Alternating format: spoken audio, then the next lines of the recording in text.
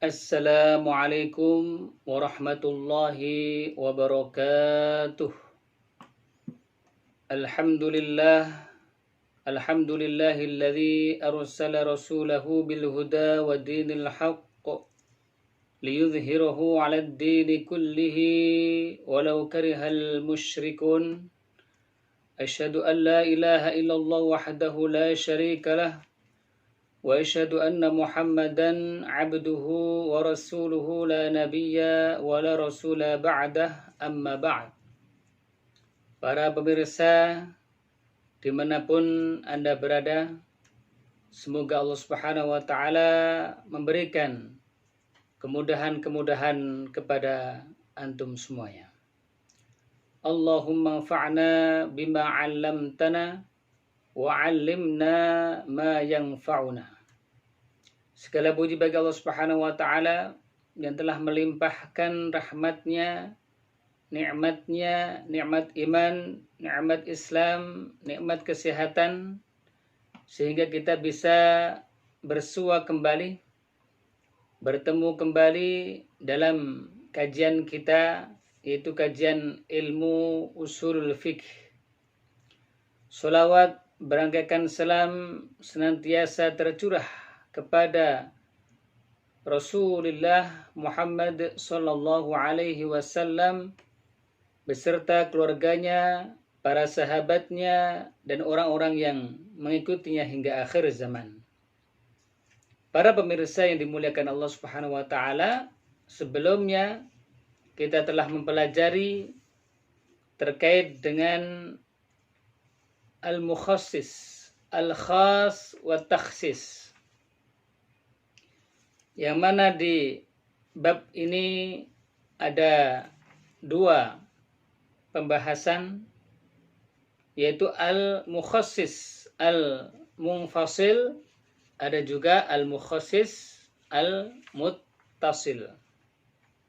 Insyaallah pada kesempatan kali ini kita akan mempelajari bab yang baru, yaitu al-mabahats al-khamis fil mujmal wal mubayyan.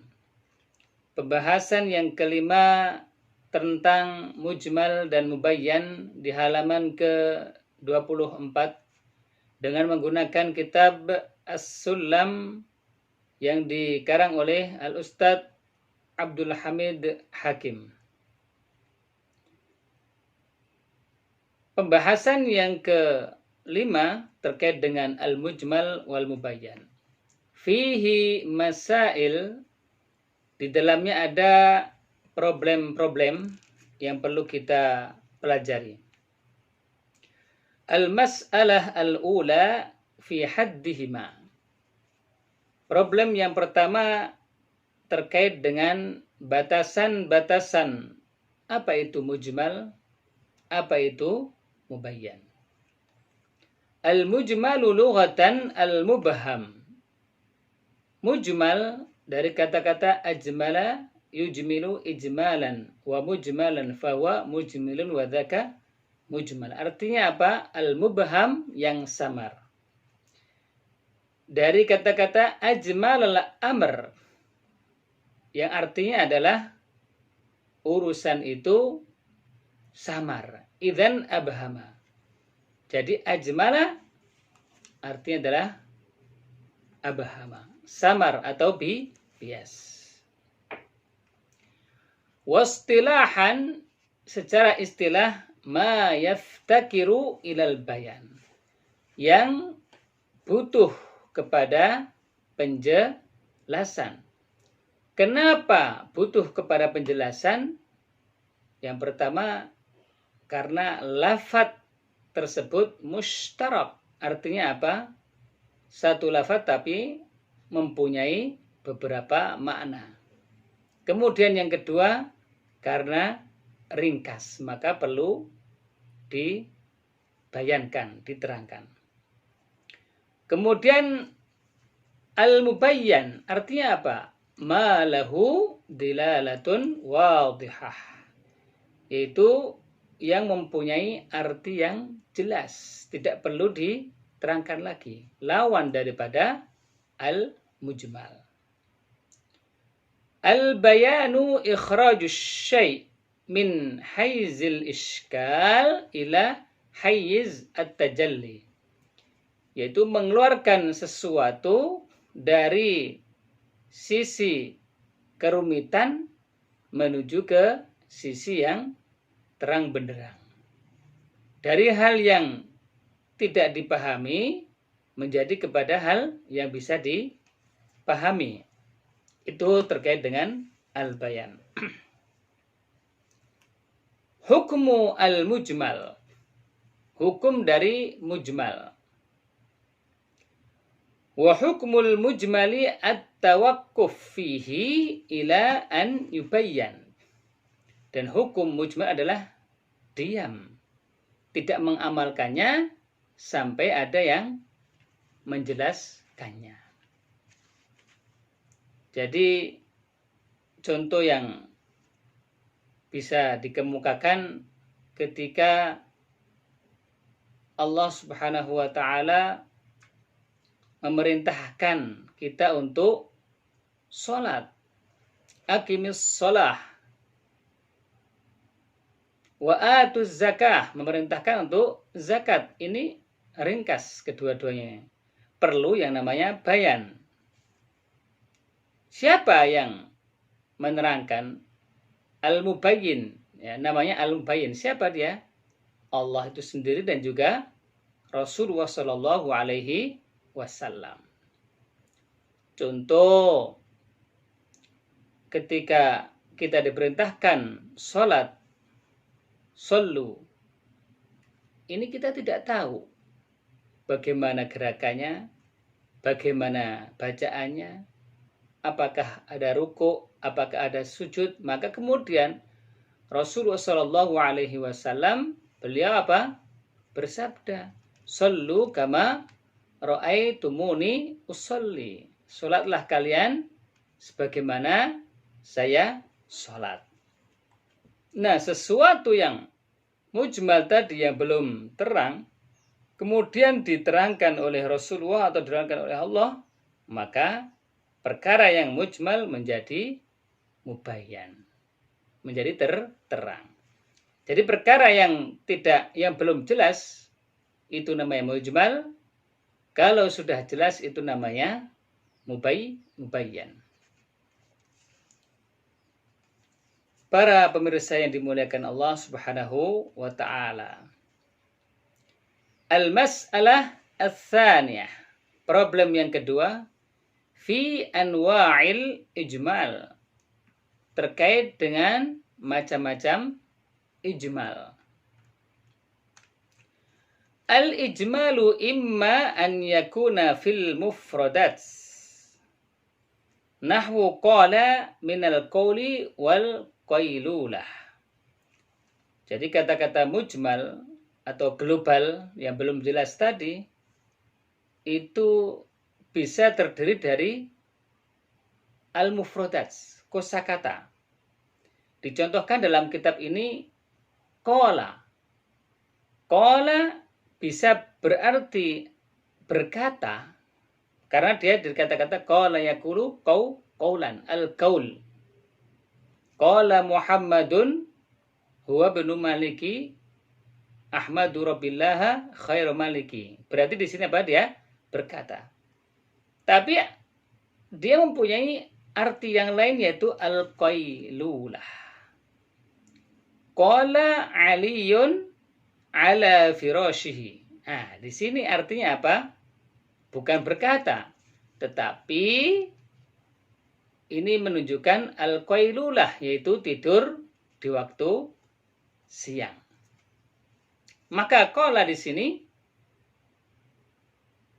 disebut dengan ijmal, mujmal. Sampai apa? Sampai ada yang menerangkan, ada indikasi bahwa oh ini adalah artinya berkata, oh ini artinya adalah tidur siang. Kemudian wa mukhtarun fa innahu salihun lil fa'il wal maf'ul. Mukhtar dari kata-kata ikhtara, yakhtaru, ikhtiyaran wa mukhtaran fahuwa mukhtarun. Isim fi'ilnya mukhtarun, isim maf'ulnya mukhtarun. Nah, ini kan ijmal, mujmal. Sesuatu yang butuh keterangan. Ini mau artinya apa? Ketika Allah Subhanahu wa taala memilih Rasul, maka apa? Allahu mukhtarun. Berarti Allah yang memilih. Memilih siapa? Memilih Rasulullah Muhammad SAW sebagai Rasul. Kemudian ketika kita berkata Muhammadun mukhtarun, berarti dia yang dipilih. Maka kata-kata mukhtar ketika berdiri sendiri belum menjadi sebuah kalimat, ia adalah mujmal. Yaftakiru ilal bayan, membutuhkan keterangan, membutuhkan penjelasan. Ini yang dipilih atau yang memilih. Ini isim maf'ul atau isim fa'il. Ini dari kosakata. Wa minhu qauluhu ta'ala. Dan yang lainnya adalah firman Allah Subhanahu wa taala dalam surah Al-Baqarah ayat 233. La tudarra walidatum biwaladiha. Nah, ini artinya di kalimah tudoro, ya. Itu ada yang mengatakan tudoriru, ada yang mengatakan tudoro. Nah, ini masih mujmal sampai nanti menjadi sebuah kalimat, maka akan menjadi bayan. Kemudian wal qar'u lituhri wal haidi. Wa minhu qawluhu jalla sya'nuhu Al-Baqarah 228. Contoh yang lainnya adalah al-qar'u. Dalam firman Allah Subhanahu wa taala, wal mutallaqatu yatarabbasna bi anfusihinna thalathata quru'. Orang-orang yang ditalak, mereka apa? Mempunyai masa tunggu, yaitu 3 kali quru'. Nah, quru' di sini mempunyai 2 arti. Yang pertama adalah at-tuhru, suci. Yang kedua adalah al-haidu, haid. Maka dalam masalah ini para ulama berbeda pendapat. Ada yang mengatakan bahwa maksudnya adalah 3 kali suci. Ada juga yang mengatakan berpendapat bahwa masa tunggunya adalah 3 kali haid. Ketika belum diterangkan al-qur'u saja, maka dia disebut dengan mujmal, yaitu kosakata yang membutuhkan penjelasan. Tetapi ketika Rasulullah SAW dalam hadisnya menerangkan, oh maksudnya ini, maka apa? Maka menjadi mubayyan. Walaupun nanti keputusannya ada yang berpendapat qur'u itu adalah tuhur, ada yang berpendapat bahwa al-qur'u adalah haid. Nah, ketika sudah ada keputusan tadi di antara 2 tadi, maka disebut dengan al-bayan. Para pemirsa yang dimuliakan Allah Subhanahu wa taala. Jadi al-mujmal itu bisa terjadi di sebuah kata-kata atau di sebuah kalimat. Ya. Kita ketahui bahwa ada kata itu dalam bahasa Arab terbagi menjadi 3. Ada fi'il, ada isim, ada huruf, kata sambung. Jadi kata kerja, kata benda, kemudian kata sambung. Nah, yang barusan kita pelajari dari qala itu fi'il. Kemudian al-qur'u itu juga masuknya ke dalam masdar, ya, isim masdar. Kemudian ada yang terjadi dikarenakan al-murakkabat, yaitu tersusun dari kata-kata.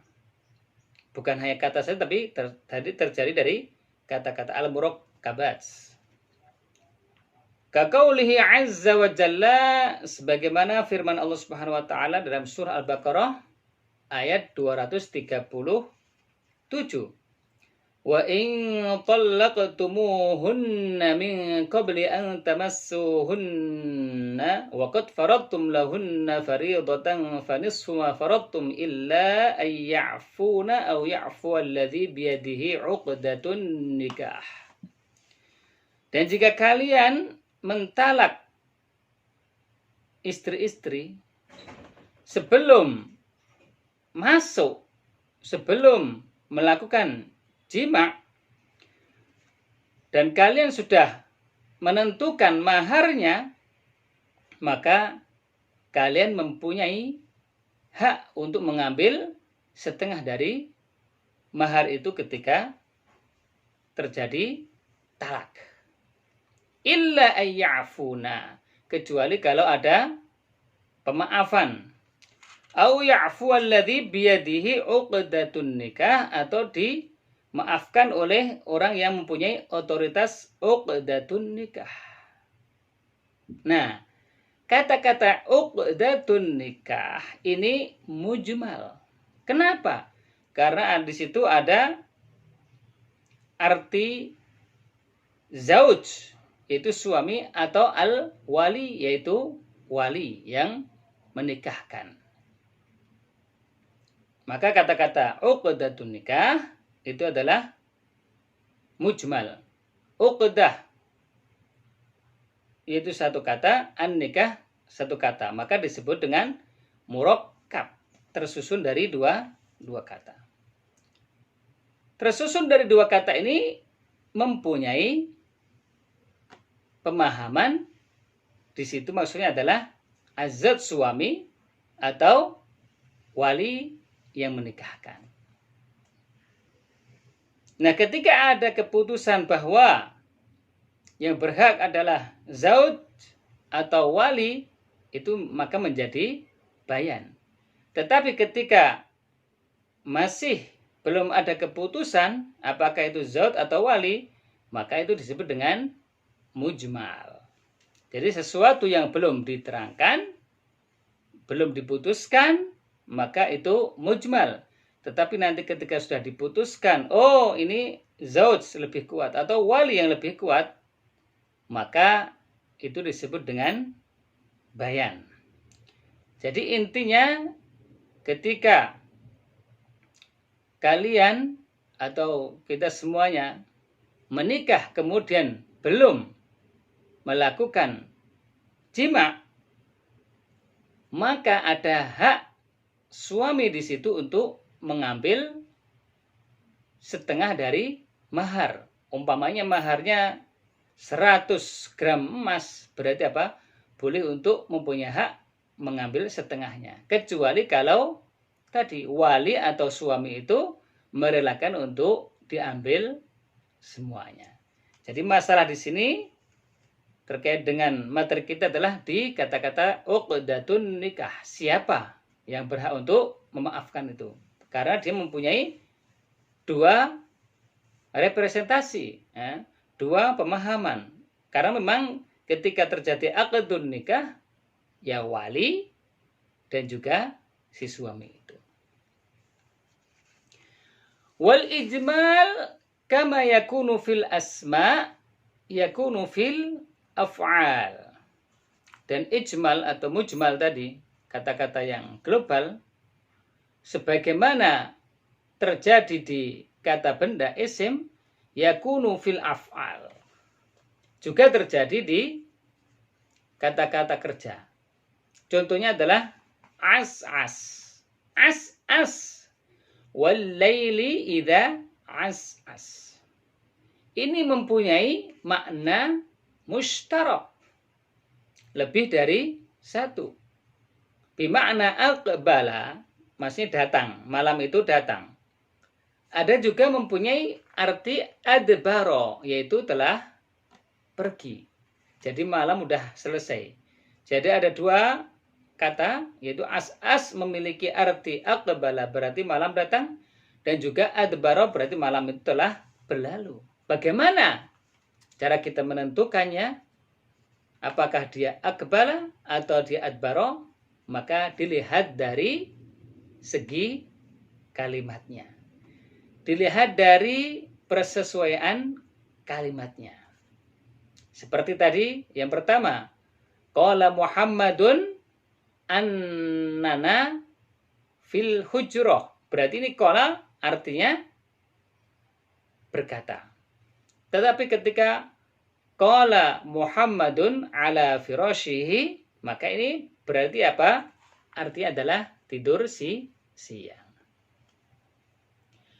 Wa yakunu fil huruf, dan juga mujmal itu terjadi di dalam huruf. Kataraddudil atfi wal ibtida, seperti terjadinya huruf wawu. Apakah wawu ini wawu atof atau wawu permulaan ibtida? Wa ma ya'lamu ta'wilahu illallaha warrasikhun. Dan tidak ada yang tahu takwil atau tafsirnya kecuali Allah Subhanahu wa taala. Warrasikhun. Di sini ada dua pendapat. Ada mengatakan warrasikhun berarti atof.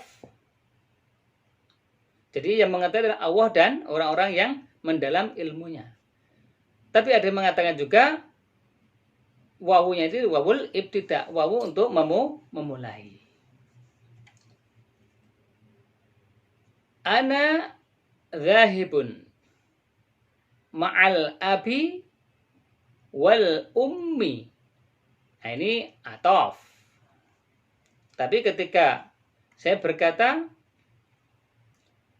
wa bi ni'matillahi nastati' an najtami'a fi hadzal makan, maka wawu di sini wawul ibtida. Kenapa tidak ada yang mengikuti tadi? Kalau abi wa ummi berarti apa? Ada yang mengikuti. Berharokat kasroh maka setelahnya kasroh. Berharokat domah maka setelahnya domah. Itu atof. Kalau wawu yang tadi tidak, karena dia dari awal sudah mengatakan wa. Tidak ada yang mengikutinya. Maka wawu itu disebut dengan mujmal. Sampai kemudian ada sebuah kalimat yang disusun, maka kita akan mengetahui apakah wawu ini ibtida atau wawu ini atof. Para pemirsa yang dimuliakan Allah Subhanahu wa taala. Al-mas'alah ats-tsalitsah. Problem yang ketiga. Fi ta'khiril bayan an waqtil hajah. Yaitu terkait dengan menunda bayan di waktu yang mendesak. Ta'khirul bayan, mengakhirkan bayan atau penjelasan an waqtil hajah, di waktu yang keperluan atau mendesak, la yajuz, tidak boleh. Jadi mengakhirkan penjelasan di waktu yang sangat mendesak tidak diperbolehkan. Kenapa? Lianna ta'khirahu yaqtadi al-iqrar 'ala al-i'tiqad al-batil. Karena mengakhirkannya, menunda penjelasannya mengandung persetujuan kepada keyakinan yang batil. Pertama, atau awil amal bi ghairil wajhil muradi lisyari', mengerjakan sesuatu yang tidak sesuai dengan apa yang dimaui oleh syariat.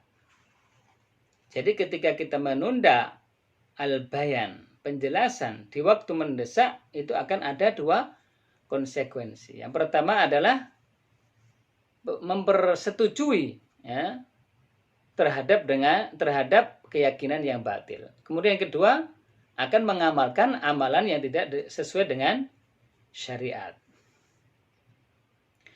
Wa min amthilatihi qauluhu sallallahu alaihi wasallam, dan contohnya adalah sabda Rasul sallallahu alaihi wasallam an Aisyah radhiyallahu anha terkait dengan Siti Aisyah. Semoga Allah Subhanahu wa taala meridhoinya. Ja'at Fatimah ibnatu Abi Jaish, datang ke Rasulullah SAW. Siapa? Fatimah, anak dari Abi Jaish. Ke siapa? Ila Rasulullah, ke Rasulullah SAW. Faqalat, kemudian maka ia berkata, ya Rasulullah, wahai utusan Allah, inni mra'atun ustahadu, sesungguhnya saya perempuan yang sedang istihadah. Fala athur, maka saya tidak suci. Afa ada'us shalah, apakah saya harus meninggalkan salat?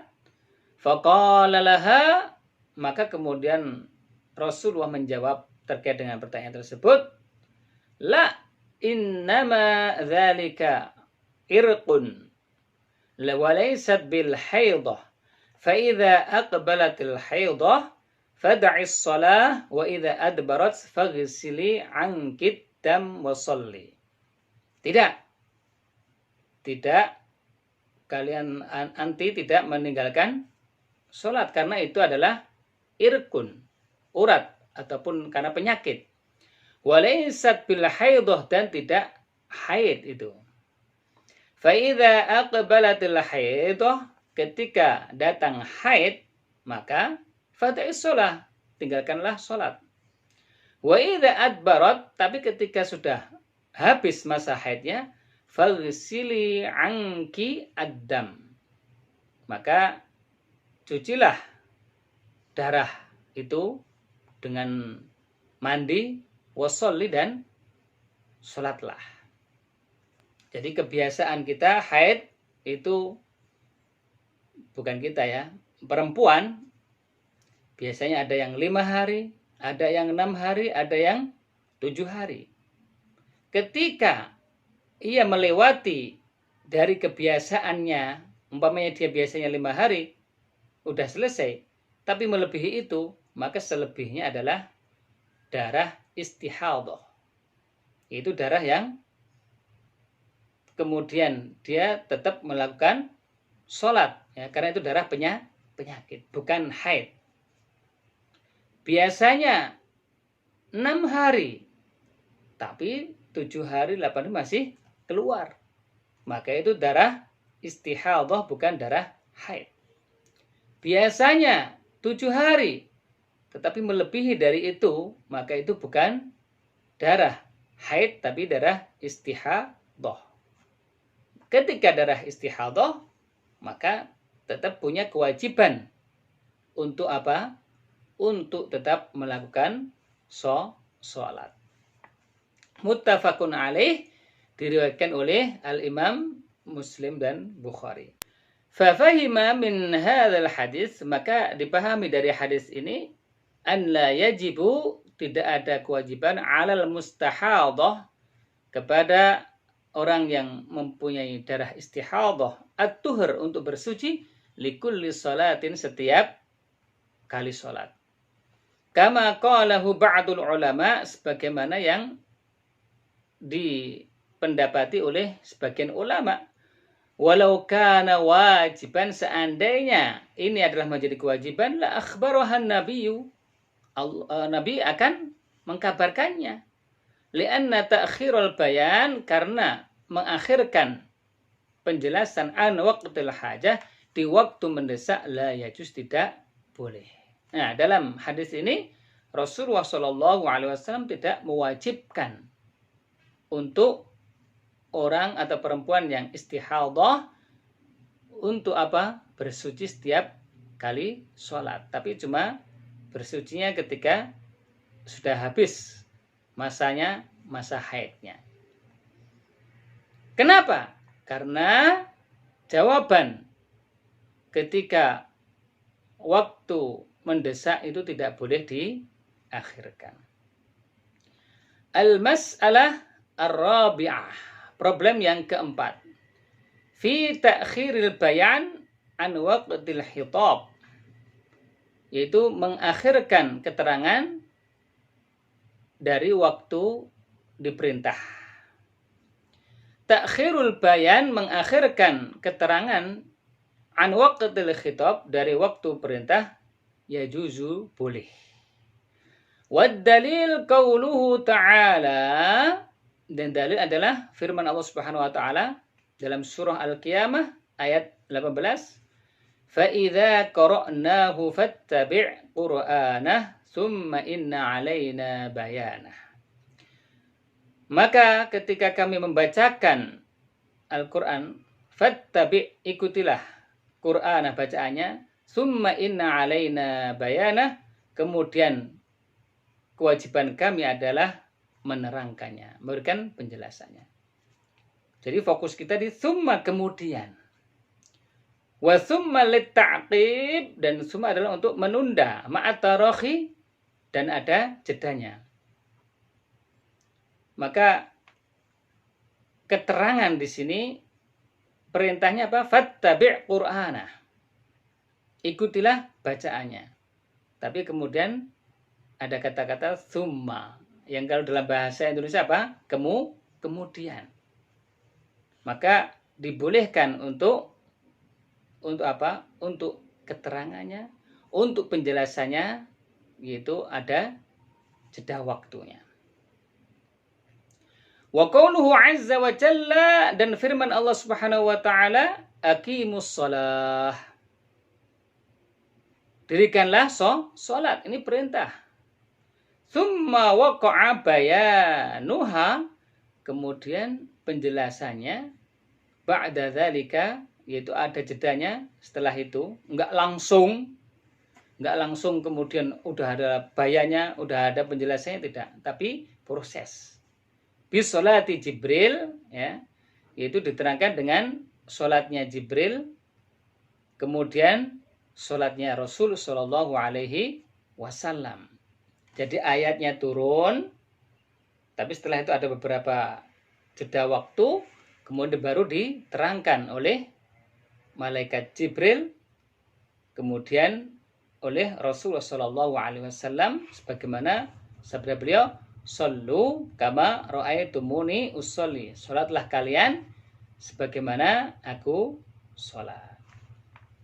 Para pemirsa yang dimuliakan Allah Subhanahu wa taala, jadi dalam pelajaran kita kali ini ada beberapa hal, yaitu ada 4 hal. Yang pertama adalah terkait dengan batasan-batasan apa yang disebut dengan mujmal, yaitu samar atau bias. Kemudian secara istilah adalah yang butuh penjelasan. Kemudian hukum mujmal itu apa? Tawakuf, diam, tidak mengamalkannya sampai ada keterangannya. Kemudian mujmal itu terjadi di al-mufradat, kosakata atau kata seperti isim, kemudian fiil, kemudian juga huruf, itu ada kata-kata mujmal di situ yang butuh kepada al-bayan. Al-bayannya dilihat dari nanti siyakul kalam, yaitu persesuaian kata, apakah ini artinya ini atau artinya itu. Kemudian masalah yang berikutnya adalah mentakhirkan, menunda keterangan penjelasan di waktu mendesak, itu tidak diperkenankan. Kemudian yang terakhir, bahwa mentakhirkan, menunda penjelasan dari waktu perintah yang ada itu diperbolehkan. Wallahu a'lam bishawab. Semoga Allah Subhanahu wa taala memberikan kemudahan kepada kita semuanya untuk memahami ilmu usul fikih ini. Dibaca terus, ditelaah terus, insya Allah paham. Mari kita tutup dengan doa kafaratul majlis. Subhanakallahumma wa bihamdika asyhadu an la ilaha illa anta astaghfiruka wa atubu ilaih. Assalamualaikum warahmatullahi wabarakatuh.